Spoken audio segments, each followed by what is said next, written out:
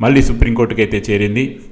So మీకు తెలుసు already ఈ కేసు ఒకసారి సుప్రీంకోర్టుకి అయితే వెళ్ళొచ్చింది. సో ఇప్పుడు మరొక కొత్త పాయింట్ మీద మళ్ళీ సుప్రీంకోర్టుకి అయితే గ్రూప్ 1 కేసు వెళ్ళిందని మనం ఈ న్యూస్లో తెలుస్తుంది. సో ఓవరాల్గా అయితే Telangana group 1 issue supreme court bench ముందుకైతే వెళ్ళింది. సో మరి ఈ కేసు ఏ పాయింట్స్ మీద వేశారు, ఎందుకు వేశారు అన్న పూర్తి వివరాలు తెలుసుకుందాం. సో మనం ఒకసారి బ్యానర్ చూసుకుంటే గ్రూప్ 1 పై మళ్ళీ సుప్రీంకోర్టుకి పిటిషనర్స్, ప్రిలిమ్స్కి సవాల్ చేస్తూ పిటిషన్, తెలుగు అకాడమీ పుస్తకాలు ప్రామాణికం కాదన్న టీజీపీఎస్సీ, గూగుల్ వికీపీడియా ఆధారంగా కీ రూపకల్పన, దీనిపై అభ్యర్థుల న్యాయ పోరాటం, సోమవారం విచారణకు వచ్చే అవకాశం. సో ఎట్టకేలకి Telangana group 1 2024 case supreme court bench ముందుకైతే వెళ్ళింది. అంటే గతంలో ఆల్రెడీ జీవో 29 మీద కూడా వీళ్ళు సుప్రీంకోర్టుని ఆశ్రయించడం జరిగింది. ఇప్పుడు మరికొన్ని కొత్త పాయింట్స్ ద్వారా మళ్ళీ సుప్రీంకోర్టు ధర్మాసనం ముందుకైతే వెళ్ళినట్టుగా మనకి ఒక ప్రముఖ మీడియా న్యూస్ పేపర్ అయితే మనకు ఒక వార్త ప్రచురించింది. సరే పూర్తిగా వార్తని తెలుసుకునేందుకు ప్రయత్నిద్దాం. సో మీరు ఇక్కడ చూడొచ్చు, గ్రూప్ 1 పై మళ్ళీ సుప్రీంకోర్టుకి పిటిషనర్స్, ప్రిలిమ్స్కి సవాల్ చేస్తూ పిటిషనర్స్ కేసు వేశారని చెప్పి వీళ్ళు హెడింగ్తో స్టార్ట్ చేశారు. హైదరాబాద్ నవంబర్ 23 గ్రూప్ 1 పై పరీక్షలపై న్యాయ పోరాటం చేస్తున్న అభ్యర్థులు మళ్ళీ సుప్రీంకోర్టుని ఆశ్రయించారు. ఒకవైపు హైకోర్టు మెట్లెక్కి పోరాటం చేస్తూనే మరోవైపు సుప్రీంకోర్టుని ఆశ్రయించారు. ఇప్పటికే ఒక మారు జీవో 29 పై సుప్రీంకోర్టుకు వెళ్ళిన అభ్యర్థులు మళ్ళీ ఫైనల్ కీపై సైతం తలుపు తట్టారు.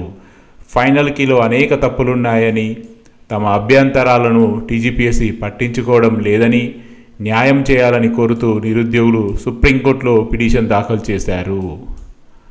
సో ఇక్కడ ఒక సమరీగా చూసుకుంటే ఆల్రెడీ జీవో 29 మీద అభ్యర్థులు సుప్రీంకోర్టుకి వెళ్ళడం జరిగిందని వీళ్ళు ఇక్కడ క్లియర్గా చెప్పారు.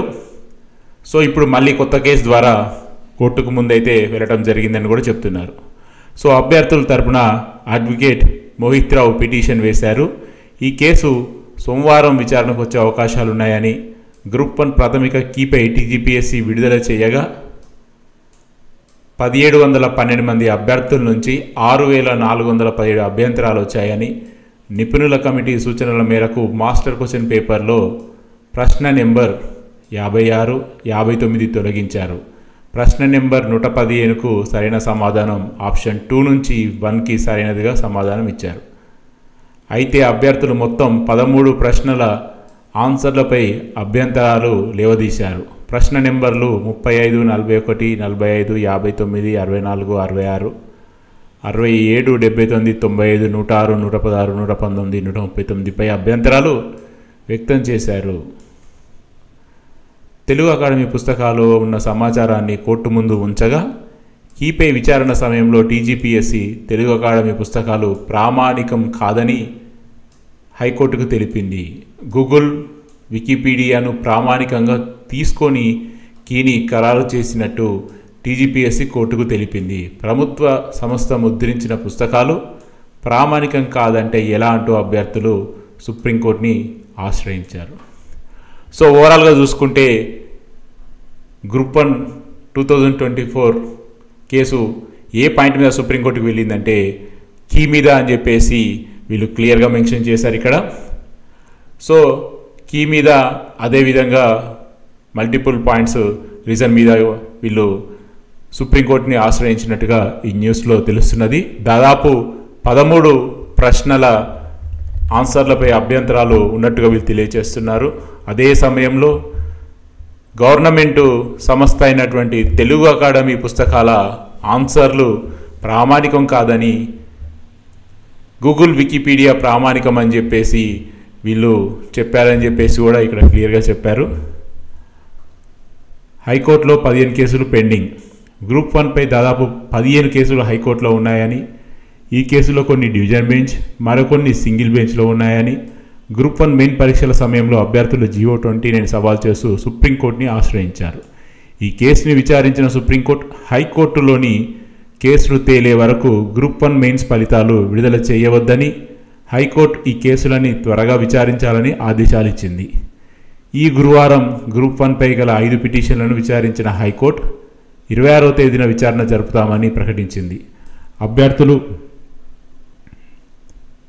ఒకవైపు హైకోర్టులో న్యాయ పోరాటం చేస్తూనే మరోవైపు సుప్రీంకోర్టులో పోరాటానికి రెడీ అయ్యారు. జియో 29 సహా ఫైనల్ కీలో గల కేసుల్లో న్యాయం తమ వైపు ఉందని రెండు కోర్టుల్లో తమకి అనుకూలంగా తీర్పు వస్తుందని అభ్యర్థులు ధీమాగా ఉన్నారు. సో ఓవరాల్గా చూసుకుంటే ప్రస్తుతం హైకోర్టులో 15 కేసులు పెండింగ్గా ఉన్నాయని చెప్పేసి కూడా వీరు మరొక న్యూస్ని తెలిపారు. అదేవిధంగా వచ్చే వారం నవంబర్ 26 నుండి జియో 29 కేసు హైకోర్టు డివిజన్ బెంచ్లో విచారణకు వస్తుందని కూడా వీళ్ళు తెలియజేస్తున్నారు. సో ఏదేమైనా కానీ ఇటు హైకోర్టులో అదేవిధంగా సుప్రీంకోర్టులో 2 కోర్టులలో కూడా గ్రూప్ 1 కేసు విచారణ దశలో ఉంది. మరి చూడాలి ఏం జరుగుతుందనేది. ఏదేమైనా కానీ దీని మీద ఒక క్లారిటీ ఇవ్వాల్సిన బాధ్యత అయితే ప్రభుత్వంకు ఉంది. బట్ ఇప్పటికి కూడా దీని మీద క్లారిటీ లేకుండా ఇలా గూగుల్ని వికీపీడియాని ప్రామాణికమని చెప్పడం వల్ల విద్యార్థుల్లో చాలా అయోమయం నెలకొని ఉంది. మరి చూద్దాం రానున్న రోజుల్లో గౌరవ ధర్మాసనాన్ని వాళ్ళు ఎలా సమర్థిస్తారు, వాళ్ళ వాదన ఎలా వినిపిస్తారు అనేది కూడా తెలుస్తుంది.